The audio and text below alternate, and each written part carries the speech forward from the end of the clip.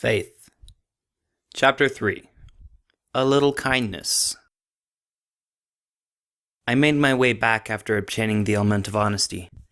After navigating my way back through the forest, I finally found my car. It was on a dirt road, miles away from where I found the element. I pulled my keys out from my backpack and opened my car door. It was really early in the morning and I was exhausted. I needed to find a nearby town so I could rest and pick up some supplies. The long drive felt like it was not heading anywhere. To be honest, it led nowhere. I did not know what step to take next, considering I didn't know where the next element was. However, it was not the time to think of that. I was hungry, tired, and dirty. I eventually found not a town, but actually a city. I was not born in a city, so driving in one always made me a little hesitant, although I have drone through them plenty of times throughout my adventures. After my usual routine of getting lost, I came across a gas station. Too bad I would not be able to sleep in there. I think that I earned some rest after the extraneous day, so I think I should look out for a hotel. I got out of my car so that I could fill it up with gas. The looks on people's faces around me just exclaimed, "This guy's really low-classed, driving a dirty car in dirty clothes."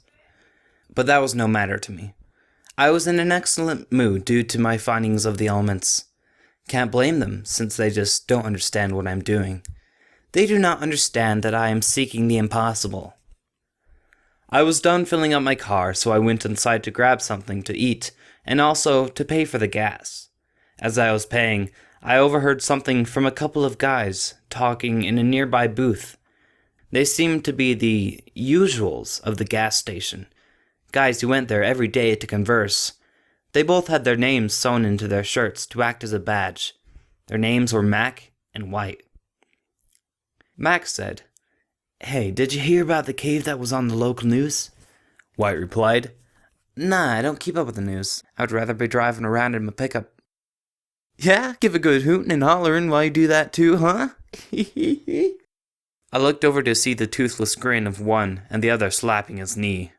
Oh, Celestia, what was I looking at? Mac continued. "Well, anyway," he started to say as he lowered his voice, "they said that there'd be some gems in that cave." "Oh, really now?" They kept talking between each other more quietly. I finished paying for my gasoline and a sandwich that I got out of a heated container. The slight buzz from my backpack. After hearing this, I immediately went up to the two men and abruptly interrupted by saying, "Where is this cave?" I must have startled them, because their eyes were pretty big and stared at me. Luckily, as I figured, they were very friendly. "Yeah, a couple of miles north of the town. Some flat land before you get to the mountains. There'll be some sort of trail out there." After Max said that, White said, "We might have to take a gander out there then, right?" Max sat back, waving his hand in the air. "Nah, them parts be too dangerous." He then looked back at me seriously and said, "Don't go wandering around, it's not safe, you hear?" I put on a smirk and said, "It's what I have to do." He replied with a smile, "Alright, then go find what you're looking for." His reply almost threw me off. Could he know what I was looking for? Nah, he probably thought I was just talking about regular gems.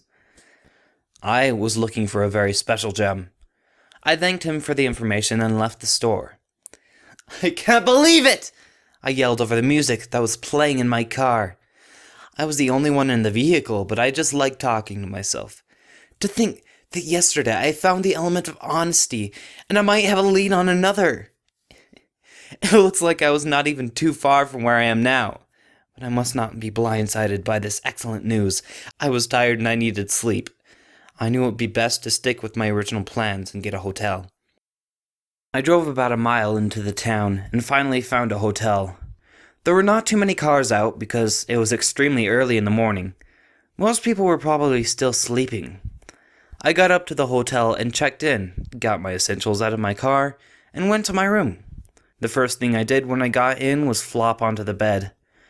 In about 2 minutes, I was fast asleep, dreaming of the adventures I might have the next day. The sun shining through my window into my eyes was what woke me up from my deep slumber. Usually when I wake up, I'm groggy and just want to stay in bed all day. But since I knew the next location of the element of harmony, I just jumped out of it. I ate the continental breakfast and got all packed up, ready to go. Max said that the cave is north of the city, on some flat land by the mountains. I got into my car again, hoping that I will be able to make haste to get there and end this day early. I took off, driving north, which eventually led me out of the city. Not long after, the land started to become smooth, and the mountains were in the distance. Now I just had to keep my eyes open for a trail, an off-road, or a sign. In about 5 minutes, I came across a dirt road that looked like it hadn't been used in quite some time. It was almost awkward. It was a long dirt road that seemed infinite, but it would eventually lead into the mountains. There was nothing around the road but just a plain field. But I knew that that must be where the cave is. As I was driving down the road, my car just suddenly stopped with no warning. I sat there in disbelief because I have no idea what just took place. I stepped out of my car and started walking towards the front to start seeing smoke billow out of the front. There was no doubt in my mind that it overheated. I was never a guy into vehicles, so I do not have the slightest idea how to fix it. Well, that's great. Frustrated, I continue on and exclaimed, "Now what am I supposed to do?" I took a look at my surroundings and then back to my car. I let out a sigh, knowing that trying to fix the car would be a lost cause for me. I guess all I can do is walk. I can't let this get me down, though. I have to continue. I started to walk down this long road. I was in the middle of nowhere. I could not see the road where I came from, nor could I see the cave I was trying to find. After hours, literally hours of walking, I finally started to see something before me. After a few short minutes, I got close enough to see what it was. There was a large hole in the ground. Was this a so-called cave? I guess I was expecting a giant rock sticking out of the ground with an entrance in it. I almost wanted to start laughing because it's almost as if this was a joke. I should have figured this would not be the traditional cave. At least I can say that I was in a good mood and willing to see what is down there. I looked up from the hole and realized there were holes all around from where I was standing. They were all identical in size to the one that was in front of me. I wonder if something dug these holes. The thing that was most interesting about them was the fact that they were all perfect circles. It could not simply be an act of nature that all of those holes got there. Something had to have made them. Regardless, I knew I would not get to the next element by just standing around looking at holes. I guess I would have to jump in one. I knew this had to be the cave, and I knew this is where the next element lay. I silently said to myself, I once heard the good wits will jump. Just before I was getting ready to jump, I continued, I guess it's time to prove my sanity. I jumped. It was a dark descent. There seemed to be no end. Nothing but darkness. I could feel the gravity pushing me down. To be honest, falling in pitch black was the last of my concerns. I started to question myself, and why am I doing this? Why would I travel around looking for gems? Sure, they were magic, but was it really worth it? Am I just wasting my time with these ponies? I could restart and live a normal life. Maybe I could find some good friends, maybe a wife. Should I just give up? I feel as though the weight of questions had grown too cruel to bear. What will truly make me happy? Just to find the peaceful world called Equestria? Or maybe just to hold a little filly? After all of the deceitful people I have had in my life, this is what I need. I need just a little glimmer of hope. Hope that only an innocent pony can give. Maybe, if I just had a little faith. Suddenly, I saw a light slowly forming below me. The light was catching up to me fast. Before I knew it, I met the light and landed on a very hard and dirty ground. But for some reason, it did not even hurt. Magic was the only explanation again, I suppose. Now that I'm in this cave with no apparent way out, I had to do what I came for. The element. I checked my other elements to see if they were humming or giving off light to point me into the right direction, but there was no indication that they were. From what I could see in the cave, there was really no light source. There was a mild light so I could slightly see, but it seemed to come from nowhere. I pulled out my flashlight from my backpack, but the stupid thing was not working. Must have had a dead battery. I forgot to buy a new battery from the last adventure. I started a slow strut into an opening. This definitely is a cave made by hands. There is no machine that could do this. It almost looks like shovels were used. But the strange thing is that there were claw marks all over the ground and walls. Could someone have dug this up with their claws? And if so, why? I continued to walk further down the corridor. The rooms just seemed to be a repeat of the last room I was just in. The same eerie glow was in each room too, and still no light source to be found. I kept walking a little more down until I finally came upon a larger room than the rest. There were old rail carts on their retired tracks and rusted chains strewn across the floor. Just by looking at these, I could tell that this cave was extremely old. I walked closer to the cart and peered in. Gems. There were all sorts of colors. It looked like a rainbow in the cart. But they were already cut. Would someone cut these? Or... wait. It all makes sense. The cave! The claw marks on the walls. The already cut colored gems? Could I be standing in the Diamond Dog's cave? This is just what it looked like in the show. I quickly rushed over to a wall and started digging to see if there were more gems in the walls like there was in the show. And sure enough, there were about 5 gems already cut and in a bunch sitting there. In just a couple days, I have seen 2 instances where Equestria and the real world collide in one. It's just amazing. People can sit at home and never go on an adventure and miss out on so much. Do they not see what they can find? I know ponies exist. I wonder if the actual Diamond Dogs are here. Although that would be a long shot, because this place looks pretty worn down and unused. But at least there is a chance that the next element might be in here. Clank. Huh? That was odd. That sounded like a rock. Suddenly, without being able to think, there was a large rumble and thunderous crashing. The cave was collapsing. As rocks were falling from the ceiling, I frantically looked for somewhere to hide. I sprinted in the direction from where I first dropped into the cave, while pebbles and rocks were hitting my face. Suddenly, giant boulders rolled in front of me so I could not advance any further. As I turned around, I saw that I could no longer backtrack either, as the hallway was filled with rubble. I was stuck. I looked up to see if I would be able to climb over the rubble, but instead I saw rocks large enough to kill me falling from above me. I quickly jumped out of the way, losing my backpack in the process. Smack! My head crashed against a stone wall. In a subconscious state, I dragged myself under a little opening in the wall. Maybe I could protect myself from the falling rocks there.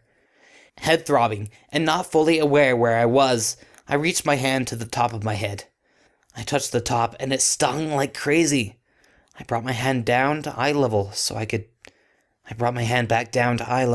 look at it. Blood. My hand was covered. I looked over to a fallen rock pile to see that the strap of my backpack was stuck underneath them. As the rocks still crashed before me, I thought, this will be my resting place. It was. Before I could finish my thoughts, I blacked out.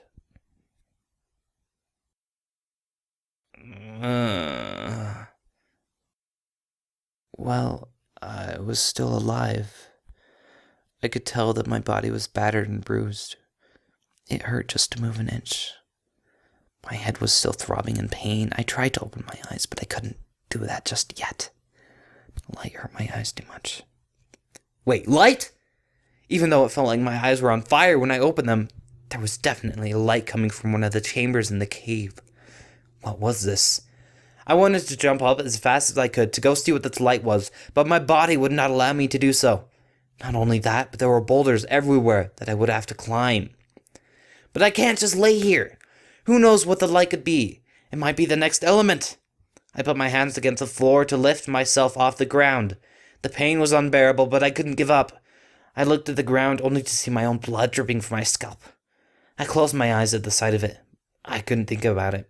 I had to have the mindset of what I came here originally to do. The element. After about a minute of struggling and stumbling, I got to my feet and was able to stand. I got my backpack unstuck from underneath the rocks and started taking slow, painful steps toward the light. The burning blaze of the light pierced my eyes, but after adjusting to it, I was able to see a figure. It was almost like a ghost.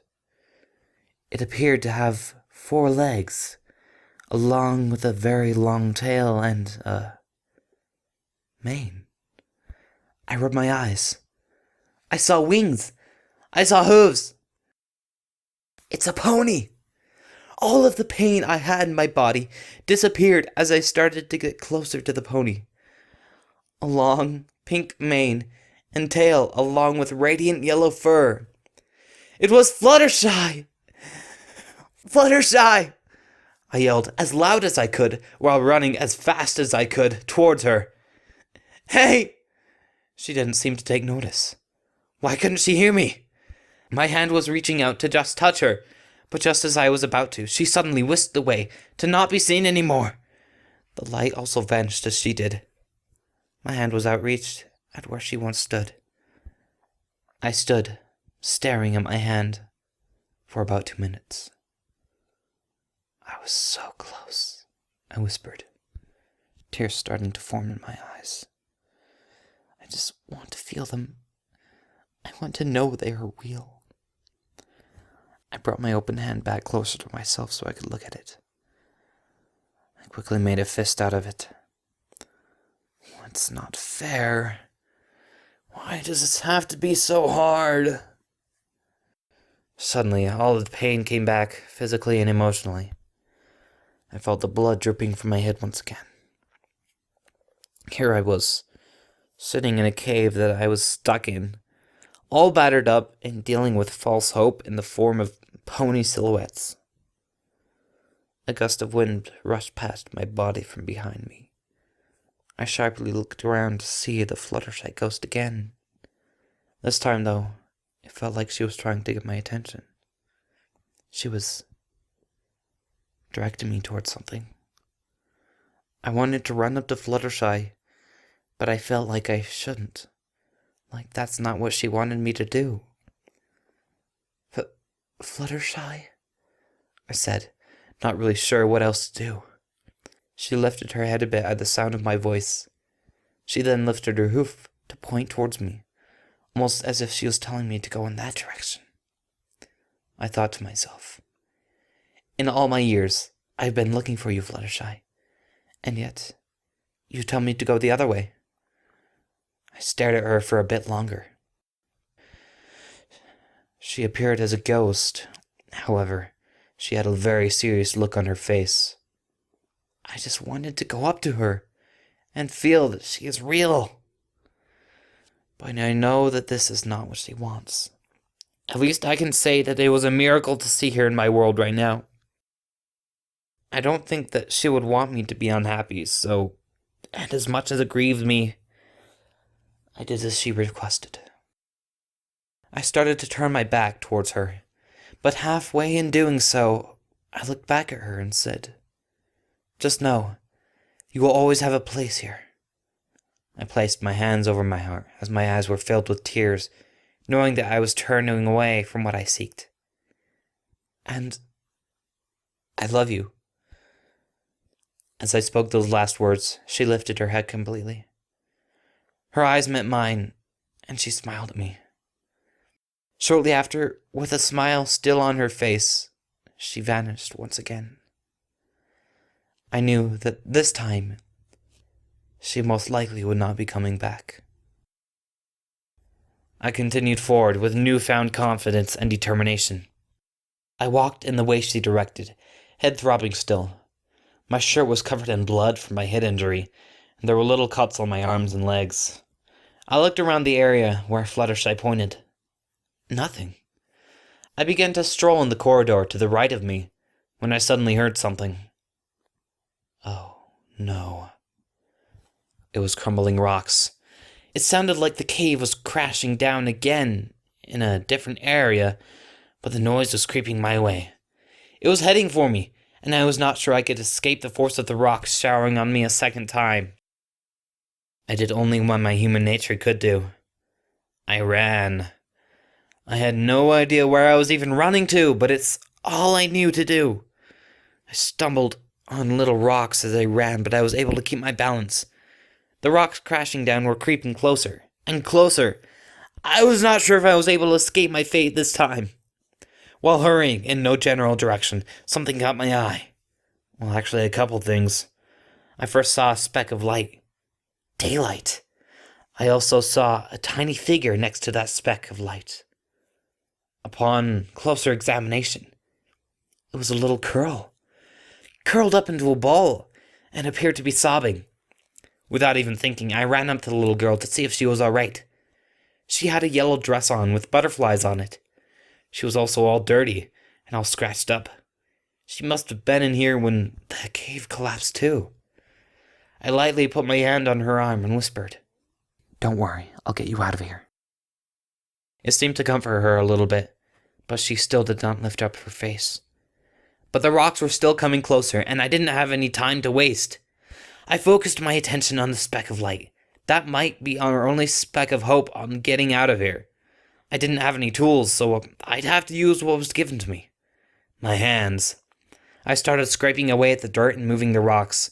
My body was sore and beaten, but my spirit was strong. Not only did I have to save myself, I had to save this mysterious little girl. The light was getting bigger, but not fast enough. I could start seeing outside of it, and it was definitely outdoors. I could start hearing the rocks collapsing behind me. They were close, and I was out of time. I could either keep digging and hope I could get it large enough so both of me and the little girl could fit, or I could take the time to assist that little girl through the hole before the rocks get to us. The rocks were extremely close. The whole cave was falling apart. I looked at the girl quickly, and I knew what I had to do. She still had an entire life full of opportunity. I had lived my adventure. I knew I would be doing the right thing. I quickly brushed her up in my arms and brought her over to the hole so she could escape. I told her, "When you get out, run. Don't look back." She nodded in agreement, with her hair covering most of her face. She was just barely able to squeeze into the hole and get outside. She ran and did not look back, just as I instructed. I was relieved knowing she would be all right. Now I had to dig a hole big enough for myself. I quickly turned around to see how much time I had. The rocks were falling right behind me. Out of time. I was going to die. Out of nowhere, a gemstone came flying out with an extreme light that was vibrantly pulsing. The pink gem was floating in front of me. It was in the shape of a butterfly, the element of kindness. The gem gave off a light that started to surround me. The rocks came down upon us, but the light shimmering around me served as a shield. I was in awe. I was being protected. Yet I did not have time to stare. I had to get myself out of here. I turned back around and continued digging. What I eventually created was a hole large enough that I could fit through. I climbed in and wiggled my way through. I made it to the end and did a faceplant on the ground that resharpened my head injury. I glanced back through the hole to see and hear the rocks filling in the rest of the cave. I could not see the element, but I honestly owed that gemstone my life. I stepped backwards from the hole when something tapped me on the back. I quickly turned around to see the element of kindness floating in front of me once again. I was in too much pain to do a proper celebration. I snatched the gem and placed it in my backpack with the others. All my pain came shooting back at me. Not only that, but the fatigue and blood loss took its course. I collapsed to my knees, now realizing that I used up all my strength. I was not sure if this was my last adventure, but I knew this one was definitely the hardest. Also, the most rewarding, saving a little girl from peril and taking sight of some sort of ghost flooded. Flutter. Before I could finish my thought, I blacked out.